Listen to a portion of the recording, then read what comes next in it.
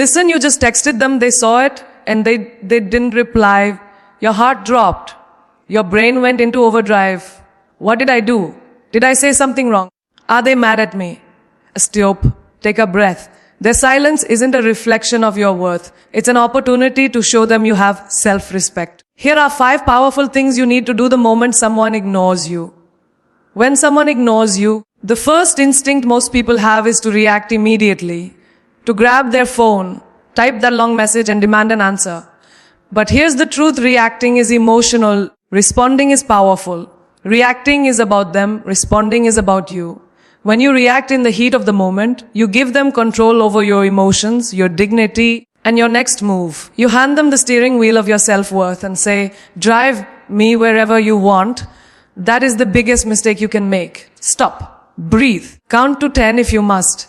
Walk away from your phone if you must. Because silence is not an emergency. It only feels like one when you tie your validation to someone else's attention. Imagine this, you send a message, and hours pass with no reply. You feel that tightness in your chest, that storm brewing in your head. Your brain creates stories. Maybe they're busy, maybe they're with someone else, maybe they're done with you. And just when you're about to send that desperate follow-up text, stop and ask yourself, is this how I want to represent myself? Am I acting from strength or from fear? That pause is where your power is born. A calm person is the most intimidating person in the room because they are not controlled by urgency.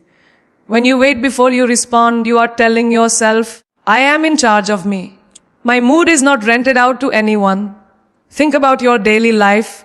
Have you ever seen someone cut you off in traffic and your first urge was to honk, yell, or chase them? But then you take a deep breath, stay in your lane, and you realize 5 minutes later you saved yourself a heart attack and maybe an accident. That is what responding intentionally does. It saves you from emotional collisions you don't need. It protects your peace. Because if you fire off a text in anger or desperation, you will spend the next hour rereading it, regretting it, overanalyzing it, and feeling even worse. Responding intentionally also makes you magnetic. People notice when you are not quick to jump, not quick to beg for their attention, not quick to explain yourself. You become unpredictable in the best way. The most attractive energy is calm energy. It says, I am not desperate for your reply. I have a life. I have priorities. I have peace that you cannot take away. It's not about being cold. It's about being collected. When you wait before replying, you give your mind time to process. Are you hurt because they truly disrespected you? Or because you are projecting your fears onto their silence? Daily life gives you examples of this everywhere. Think about your boss sending you an email that feels unfair. If you reply instantly with anger, you may burn bridges that could have been saved. But if you wait an hour, gather your thoughts and respond with clarity, you protect your career and your reputation. Or imagine arguing with a friend. If you snap back immediately, you escalate the fight. But if you take a walk, drink some water, and then reply calmly, you often end up having a better conversation. That same principle works when someone ignores you. There is power in not rushing to fill the silence. Sometimes the best message is no message. At least not yet. Waiting shows emotional maturity. It gives you space to check your own expectations. Are you expecting instant replies because of anxiety? Or do you genuinely deserve better communication from this person? That clarity only comes with time. Responding intentionally also forces the other person to sit with their choice. When you do not jump to chase them, they notice your absence. They realize you are not the kind of person who panics when someone withdraws attention. You are the kind of person who lets others reveal their true priorities. And that alone makes people treat you differently. It creates respect. This isn't just about ignoring people. It's about training your nervous system to stop seeking constant reassurance. The world moves fast, notifications are endless, and everyone expects instant gratification. But you do not have to be a part of that noise. You can choose to slow down. You can choose to wait, to think, to act from strength. That decision builds emotional muscle. Every time you resist the urge to react, you get mentally stronger, more stable, and more grounded. So next time someone ignores you, put your phone down, go make a coffee, go to the gym, work on that project, call your mom. Do anything except hand them control over your emotions. Because people respect what you respect. And when you respect your own boundaries, you teach them how to treat you. Your silence can be louder than any paragraph you could send in the heat of the moment. When you respond intentionally, you communicate that you value yourself enough to choose clarity over chaos, dignity over desperation, and respect over reaction. When someone ignores you, your mind instantly labels it as rejection. It feels personal, almost like they are holding up a sign that says, "You're not good enough." But what if it isn't rejection at all? What if it's redirection? The story you tell yourself in that moment will decide whether you stay stuck or grow stronger. The human brain loves to create meaning, and when someone pulls away, we start writing a sad story about ourselves. I'm not worthy. I'm not lovable. I must have done something wrong. But you have the power to flip that story on its head. Instead of asking, "Why me?" ask, "What now?" Instead of sitting in the pain, see it as a signal life is pushing you toward something better, toward a better use of your time, energy, and heart. Imagine this: you text someone you really like and they leave you on read. Instead of spiraling into, "They don't care about me," say to yourself, "This is my chance to pour into myself. This is my chance to focus on my goals." Rejection feels heavy because we make it about who we are. Redirection feels empowering because it focuses on where we're going. The difference is everything. You can take that pain and turn it into fuel. Go work on your body, go learn a new skill. Go hang out with people who make you laugh until your stomach hurts. Every minute you spend obsessing over why someone ignored you is a minute you could have spent leveling up. In daily life, this mindset shift changes everything. Think about being turned down for a job. At first, it feels like rejection. But often, weeks later, you find a better opportunity. One that pays more, fits you better, challenges you more. If you had gotten stuck in self-pity, you would have missed the door that opened for you. The same thing happens in relationships. Someone who ignores you might just be clearing space for someone who will value you. That silence might be the universe saying, "This isn't it. There's more for you." One of the most motivational things you can tell yourself is this: their silence is not a mirror of my worth. It is a compass pointing me toward where my energy actually belongs. That is the shift. When someone doesn't choose you, it's not the end of the story. It's simply a plot twist. And the most inspiring characters in every story are the ones who rise after a setback, who turn heartbreak into breakthrough. Think about the gym. When you lift heavy weights, your muscles literally break down. Tiny tears form in the muscle fibers. That's pain. But what happens next? They rebuild stronger, thicker, and more powerful. Rejection works the same way. It tears your ego, it hurts your pride, but it is giving you a chance to build back stronger than ever.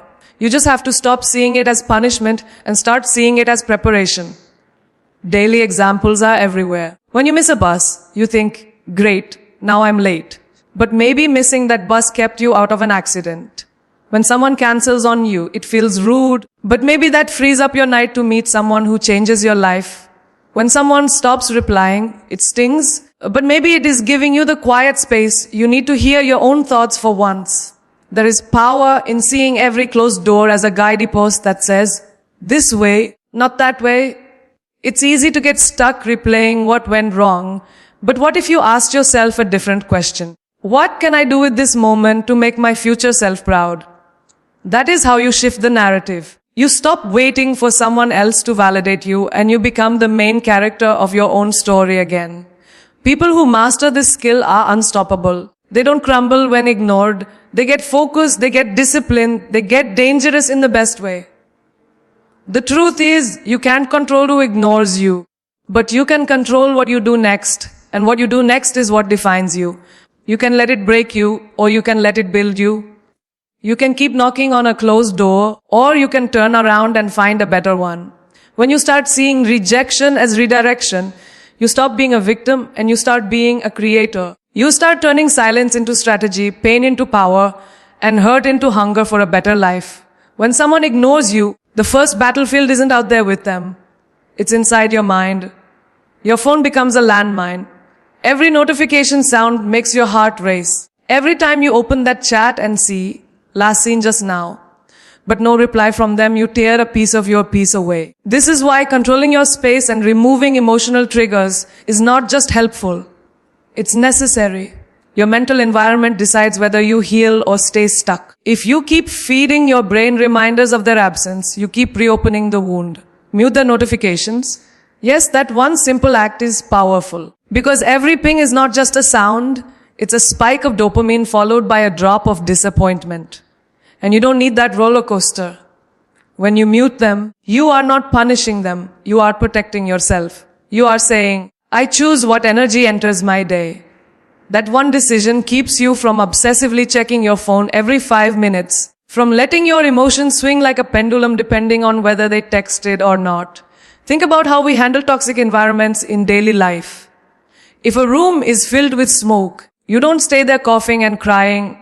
You step out, open a window, clear the air.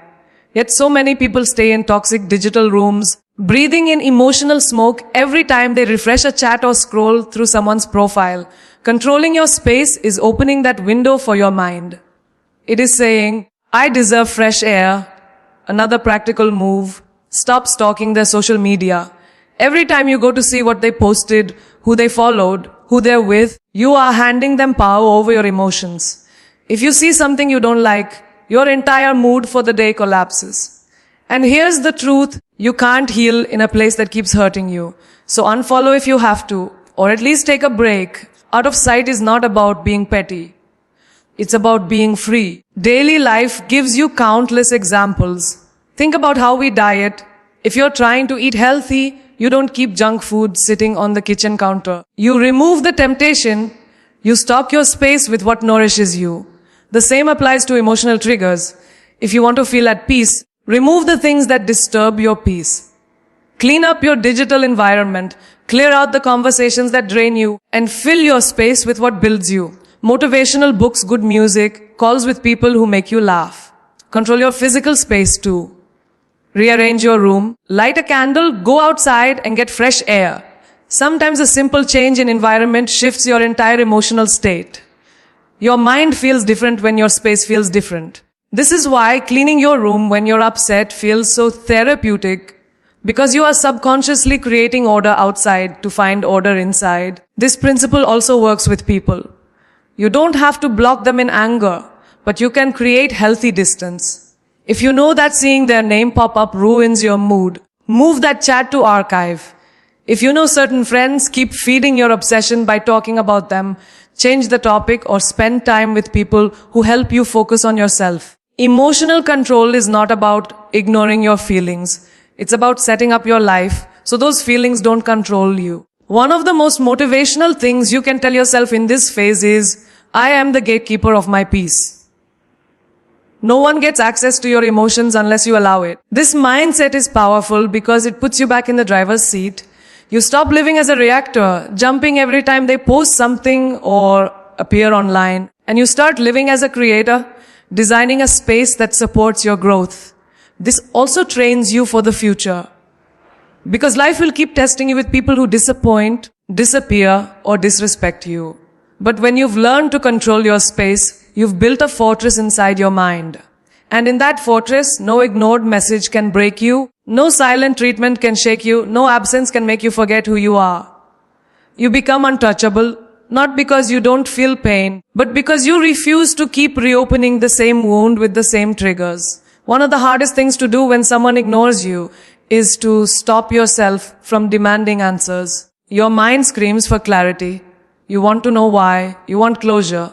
You want a reason to make sense of the silence. But chasing clarity rarely gives you peace. It usually gives you more confusion, more pain, and more power handed over to the person who ignored you. The most powerful move you can make is to stop chasing answers and let them come to you naturally. When someone ignores you, they are already communicating something. Silence is not empty. It is full of meaning.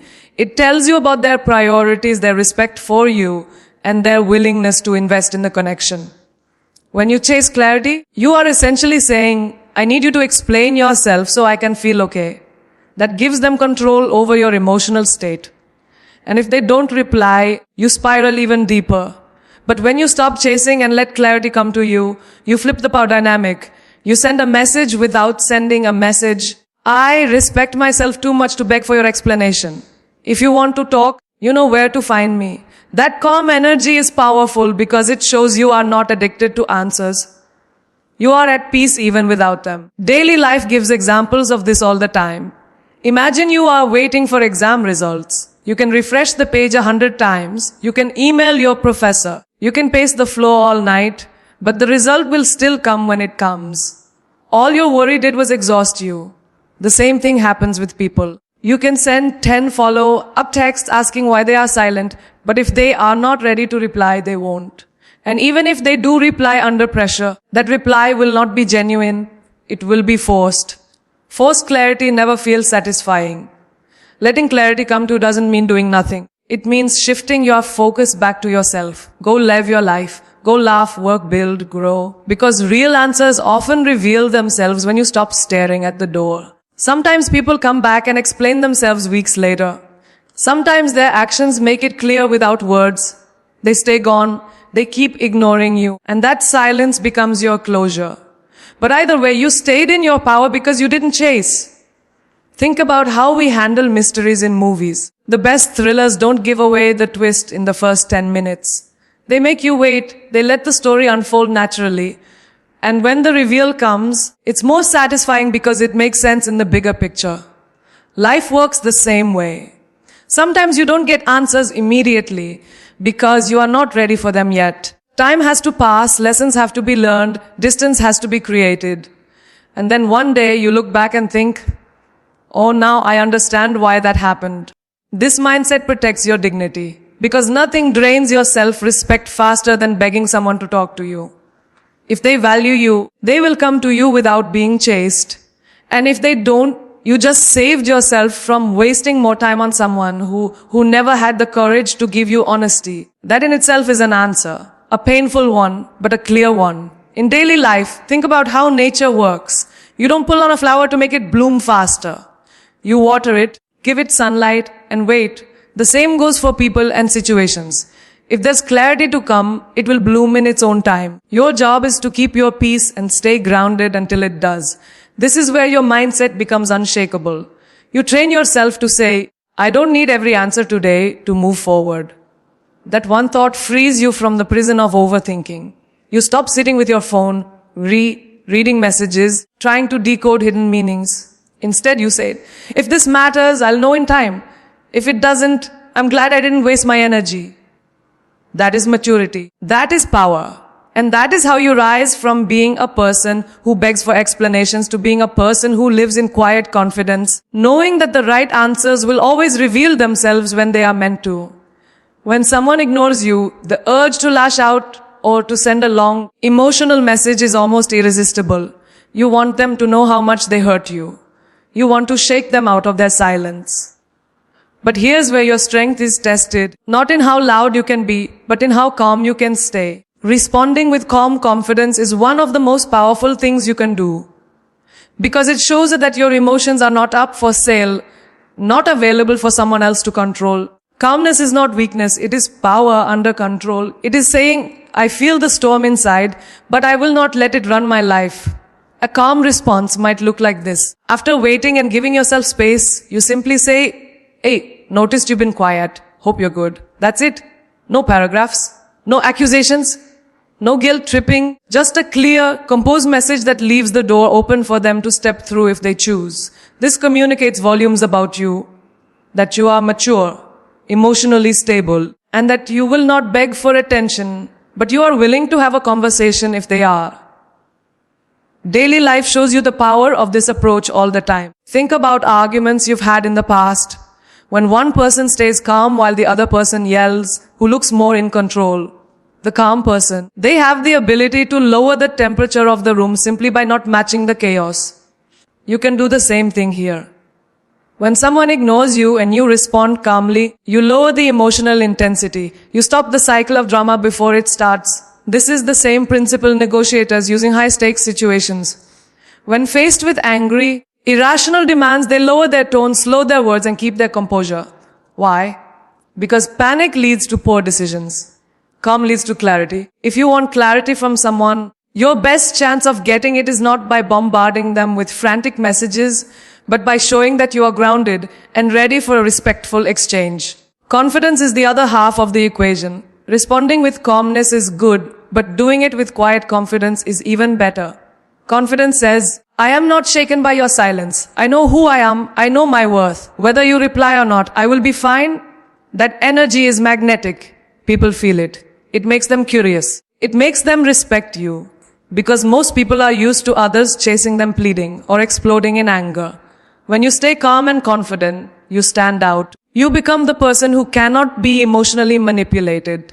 Think about your daily interactions. If a colleague at work doesn't greet you one morning, instead of snapping, "What's your problem?" you smile and keep going. Later, they might approach you and apologize, explaining they had a bad morning. Your calmness gave them space to come back on their own terms. That's the beauty of a measured response. It creates room for the other person to show their true intentions without pressure. The words you use matter, but so does the energy behind them. If your calm message is secretly dripping with anger or sarcasm, it will show. Calm confidence means your tone is neutral, your words are simple, and you have no hidden agenda other than seeking clarity or moving forward. You are not fishing for guilt, not trying to make them feel bad. You are just communicating like a healthy adult. Another powerful daily example is parenting. When a child throws a tantrum, if the parent yells back, the chaos doubles. But if the parent calmly says, I understand